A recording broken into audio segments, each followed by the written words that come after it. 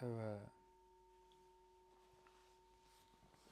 just as Becky and I were leaving to come here, we started talking to our next door neighbour, and Becky told the next door neighbour that I teach meditation. I immediately, I don't know, sort of tried to downplay and dismissed it, and I think I said, I wasn't particularly good at it, but people come and they seem to like it, or something like that, and it's such a knee-jerk reaction for all people to struggle with positive things said about them, and there's a lot that can be said about that, but it's it's not very helpful when it's like saying, "I'll just be happy." It's like, oh, brilliant! I didn't think of that. Like, there's a bit more to helping people with mental health issues, and playing Bobby McFerrin and telling them to get on with it. Um, and that's not really what I wanted to, but I thought about talking today. I was thinking about the usefulness of labels, and labels are very useful, and the most useful label for us is our name, and interestingly, that most people have names that while they may previously have had meaning in another language, especially English people that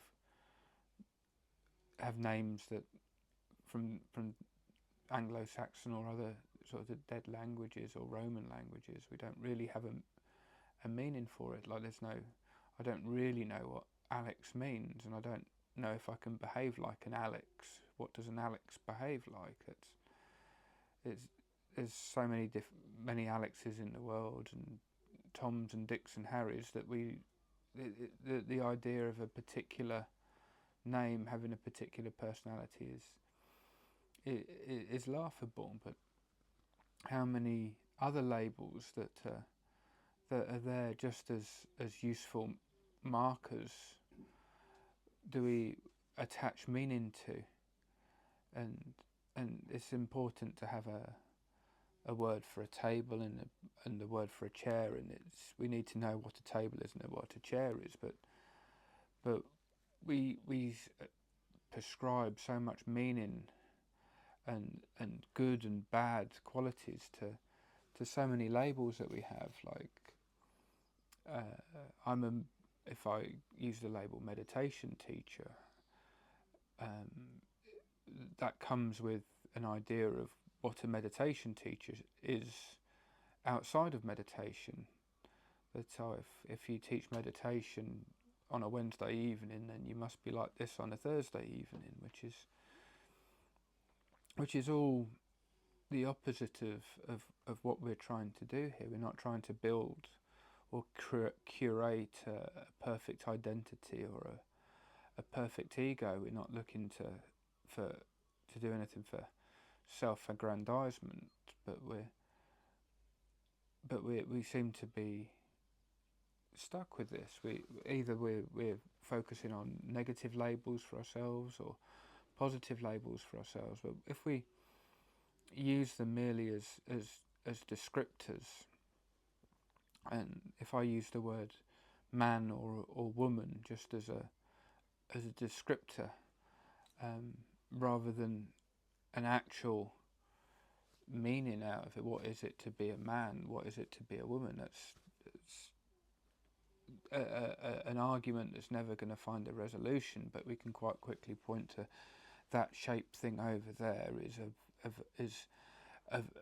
of a man's body, and what does it mean to be a man? Well, that's meaningless, but because of what the body that I was born in, that word appropriately fits me, and I don't know what it is to be a man. I'm not going to start going all Andrew Tate on people, but it's quite a handy description if I'm, especially in where I work, there's like 3 blokes out of 100 that work in where I work, so using the word man's a quick way of narrowing down who you're talking about in the room, and that's the extent to which I perceive myself to be a man. It's just a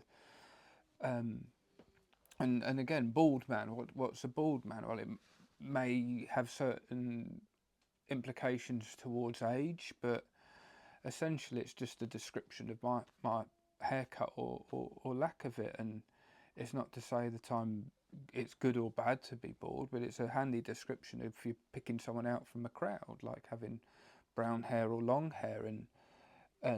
And I think if we try to use labels only as descriptions and not as personality traits or meaning beyond that, I think we can slowly sort of dismantle this notion of I, me, and mine, and we lose connection with clothes. Like, we all need to wear clothes, but identify. I'm the sort of person that wears a white T-shirt. What sort of person wears a white T-shirt?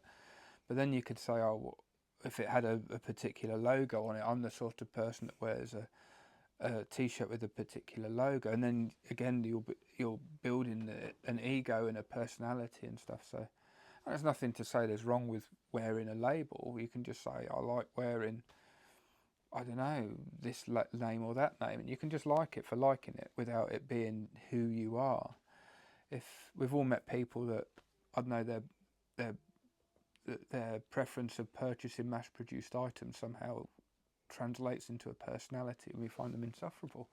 But we all do it to a certain extent, and I'm aware that I do it. I have a fondness for Adidas trainers, and when this pair runs out, I'll probably buy another pair of Adidas Samba trainers, because I'm the sort of person that likes Adidas Samba trainers, which is, I don't know, because I think they look cool.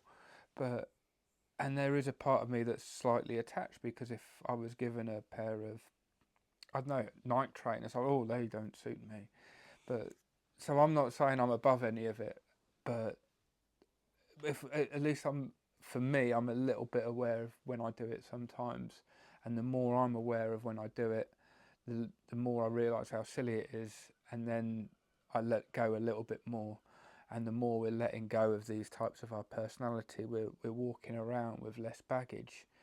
Because if we have really strong opinions about every item of clothing we own, and every book that we've read, and every film that we've liked, and every this and every that, it's an awful burden to be that much of a person. It's a lot easier to be less of a person. So, and that's what we're all here to do.